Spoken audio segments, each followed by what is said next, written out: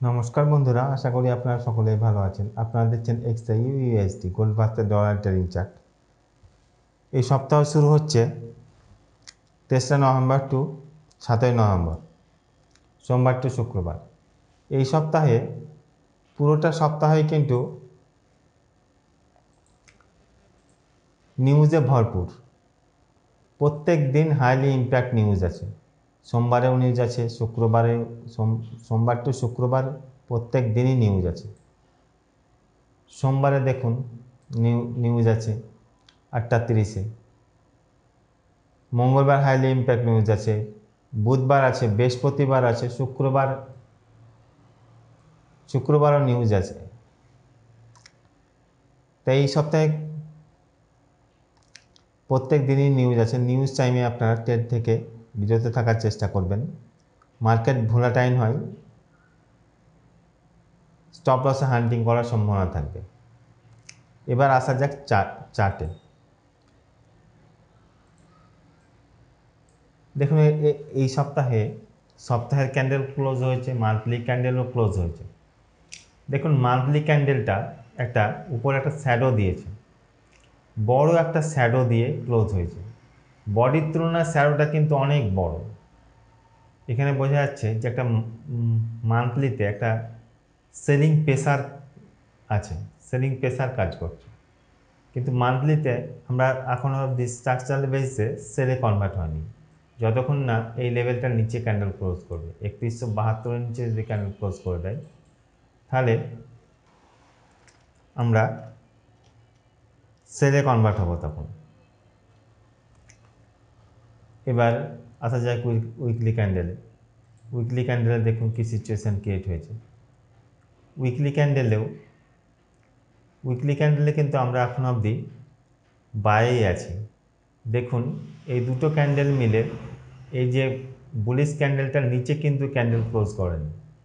Bullish ক্যান্ডেলটার নিচে candle close যদি করে দিত, শ্যাডোর নিচে যদি ক্যান্ডেল ক্লোজ করে দিত, তাহলে আমরা উইকলিতে সেলে কনভার্ট হতাম।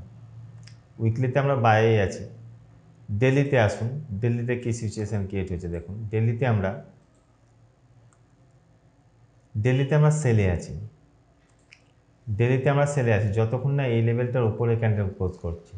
4133-এর উপরে যদি ক্যান্ডেল ক্লোজ করে দেয়, তাহলে আমরা ডেলিতে বায়ে কনভার্ট হব। তাছাড়া আমরা সেলই থাকবো, সেল দেখতে থাকবো। এবার আসা যাক H4 ক্যান্ডেলে দেখুন কী সিচুয়েশান ক্রিয়েট হয়েছে। H4 ক্যান্ডেলেও আমরা সেলে আছি। যতক্ষণ না এই লেভেলটার উপরে যে একটা লেভেল আছে 4146-এর উপরে যদি ক্যান্ডেল ক্লোজ করে দেয়, 4146-এর উপরে যদি ক্যান্ডেল ক্লোজ করে, এরকম উপরে যদি ক্যান্ডেল ক্লোজ করে, তবে আমরা রিটেস্টে তখন বাই দেখব। তখন স্ট্রাকচারাল বেসিসে বাই স্ট্রাকচার যেটা সেলিং স্ট্রাকচার ক্রিয়েট হয়েছিল, সেটা বাইং স্ট্রাকচারে পরিণত হবে। H1-এ দেখুন কি সিচুয়েশান ক্রিয়েট হয়েছে। H1-এও আমরা কিন্তু সেলেই আছি।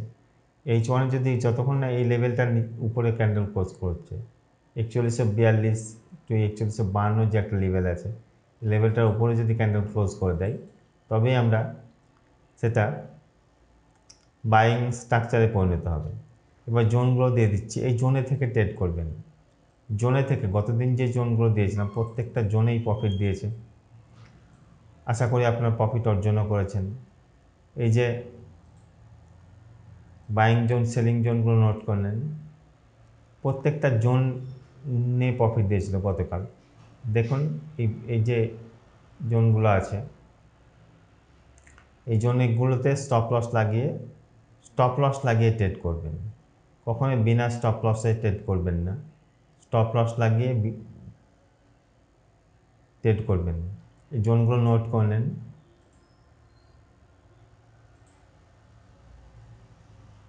গতদিন আমি এখানে একটা জোন দিয়েছিলাম 25 টু 26, 4025 টু 26 এক পিপসের জোন। এখানে দেখুন টাচ করে নিচে নেমে এসেছিল। আবার এখানে জোন দিয়েছিলাম 91 টু 94, 91-94 টাচ করে উপর দিকে উঠেছে। এইখানে একটা জোন দিয়েছিলাম 72 টু 74, টাচ করে উপর দিকে উঠেছে। এই যে একটা জোন আছে 19 টু 21, এই জোনটাও একটা ইম্পর্টেন্ট জোন। এখানে টাচ করে নিচের দিকে নামার সম্ভাবনা থাকবে। এখানে দেখুন কোনো কিছুই 100% হয় না। স্টপ লস লাগিয়ে ট্রেড করবেন। রিজেকশন দেখবেন 1 মিনিট কিংবা 5 মিনিটের। ধন্যবাদ।